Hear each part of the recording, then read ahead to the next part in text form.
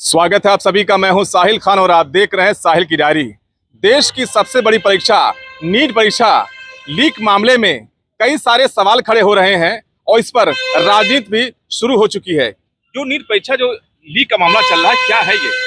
देखिए, आज जो नौजवान पढ़े लिखे जो डॉक्टर बनना चाहते थे, तो नीट के माध्यम से और तमाम ऐसे नौजवान हैं, तमाम परीक्षाएं ऐसी हुई हैं जो इस सरकार की बस की बात नहीं रही है और सारी परीक्षाएं सब लीक हो जा रही है, सब आप पेपर आउट हो जा रहे हैं। इससे हमें लगता है कि सरकार बहुत कमजोर सरकार है, जो नौजवानों की विरोधी सरकार है। बार बार परीक्षा लीक क्यों होता पेपर, वजह क्या है?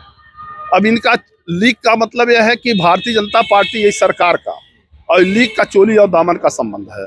हमें का पूरे देश के नौजवान आज बहुत काफ़ी दुखित हैं। आज की हालत यह है कि जो भी परीक्षाएं, छोटी से लेकर बड़ी परीक्षाएं इस सरकार जब से आई है, तब से हमें नहीं लगा कि कोई परीक्षा इनकी सक्सेसफुल हुई हो और नौजवान खुशहाली तरीके से अपनी नौकरी या अपनी जॉब को पा करके उनका परिवार खुशहाल रहा हो।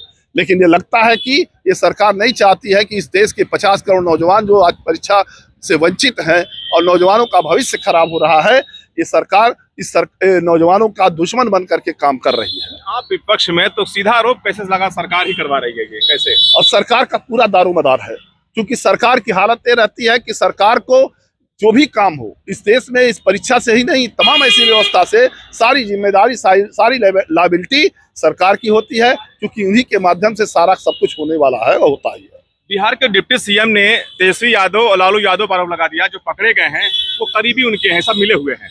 जब आदमी को कुछ कर नहीं पाता है तो झूठो विरोधी के घर पे ढेला फेंकता है, जो देहात में कहावत है। आज जब उनके डिप्टी सीएम की क्या औकात है लालू यादव जैसे लोगों पर आरोप लगाना, जब ये अपने ही गुरुओं से परीक्षा कराते हैं और उनके सारे जितने भी व्यवस्था उनकी है, चाहे पेपर लीक करने वाले जो माफिया हैं, शिक्षा माफिया हैं, या तमाम उनकी ऐसे व्यवस्था है जो कि लीक करते हैं, उनका चोली और दामन का सरकार से संबंध होता है।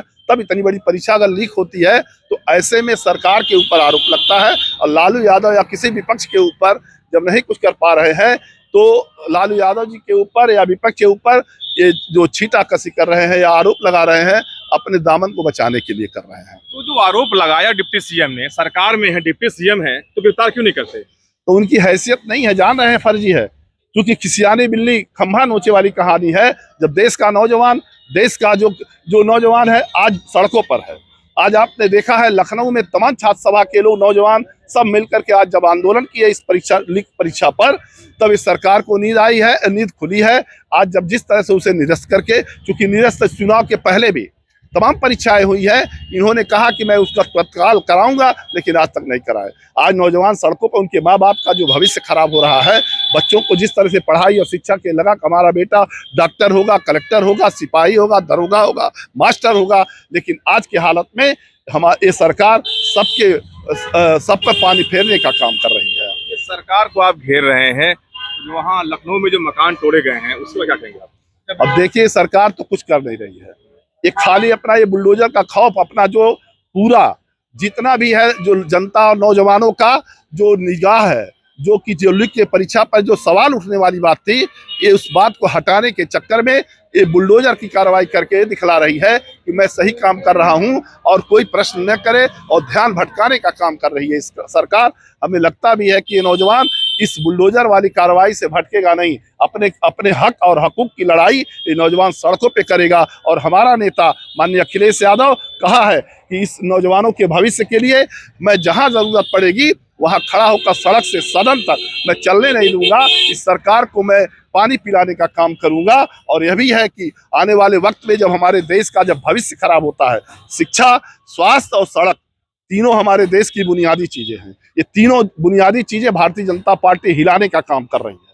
तीनों आज आपने देखा है पुल सड़क जितने टूट रहे हैं, और हालत यह है कि आज के नौजवान जो शिक्षा के आधार पर, जिस देश में शिक्षा अगर मजबूत है उस देश का भविष्य मजबूत होता है। हमारे देश का जब शिक्षा ही खराब कर दिया गया है, नौजवानों का भविष्य खराब कर दिया गया है, तो आने वाले समय में इस देश का भगवान ही भला होगा। इस सरकार नहीं चाहती, चूंकि कारपोरेट घराने के लोग आज इस सरकार को चलाने का काम कर रहे हैं। कारपोरेट घराने के ही लोगों ने आज गुजरात का जो परीक्षा कराया है, जिसका जो अनुभव होता है इस परीक्षा का उसका 4 साल का अनुभव है और छोटी छोटी परीक्षा कराया है, और आज उसको नीट जैसी परीक्षा दे दी गई है कराने की।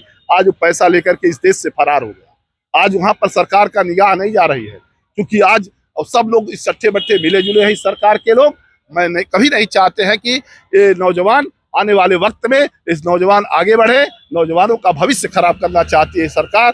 ये लीक और परीक्षा भाजपा का चोली और दामन का संबंध है। जब से सरकार आई है केवल परीक्षा लीक, कोई परीक्षा सफल नहीं। परीक्षा लीक पर आप सरकार को घेर रहे हैं, लेकिन लीक ना हो पेपर, इसके लिए क्या उपाय किया जा रहा है? कुछ राह है? इसके पहले भी तो सरकारें थी, उन्होंने किया है। आज तक कोई बता दे माई का लाल की कोई परीक्षा लीक होने वाली बात है? जब नियत अच्छी होती है तो बरकत अच्छा होता है। जब इनकी नियत साफ नहीं है, सरकार चलाने वाली व्यवस्था केवल कुछ चंद लोगों के हाथों में ये अपना सरकार को चलाने का काम करेंगी। जब कोई सौदा करेंगे तो सौदे में तो आपको कहीं न कहीं नुकसान उठाना पड़ेगा। लेकिन नकल भी खूब होते थे सरकार में।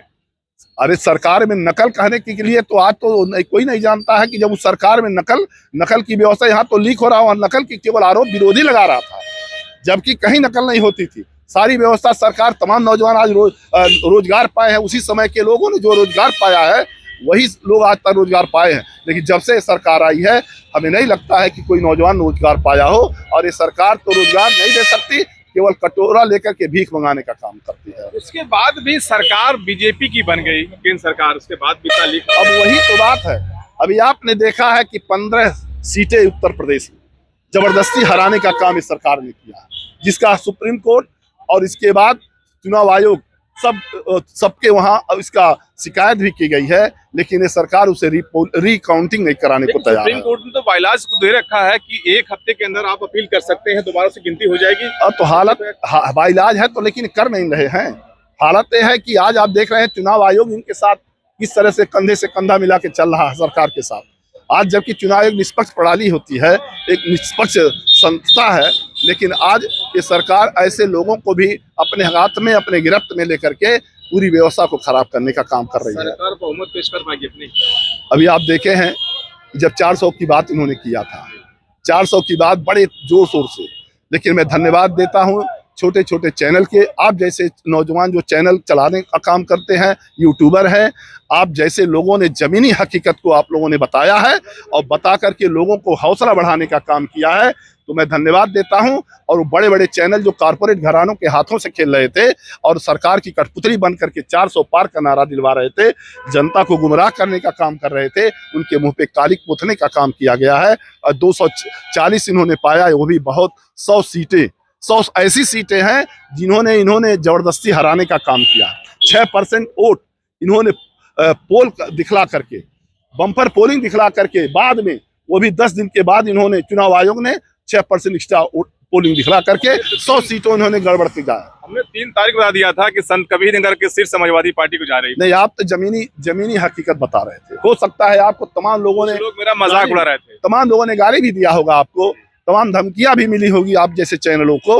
मैं आपके ऐसे इस नाते नहीं तारीफ, आप हकीकत बात उठाते, चाहे विपक्ष हो या सत्ता पक्ष हो या गरीब हो या अमीर हो, सबके लिए आप लोग बात उठाते हैं। इस नाते आपके इस चैनल को देखने वालों की आज व्यू बहुत ज्यादा है। मैं आपको भी धन्यवाद देता हूं, और ऐसे में आने वाले वक्त में आप ही जैसों का भविष्य है। हमारा नेता भी कहा है कि ये जो यूट्यूबर हैं, इन लोगों को आगे बढ़ाने में हम पूरी कोशिश करेंगे।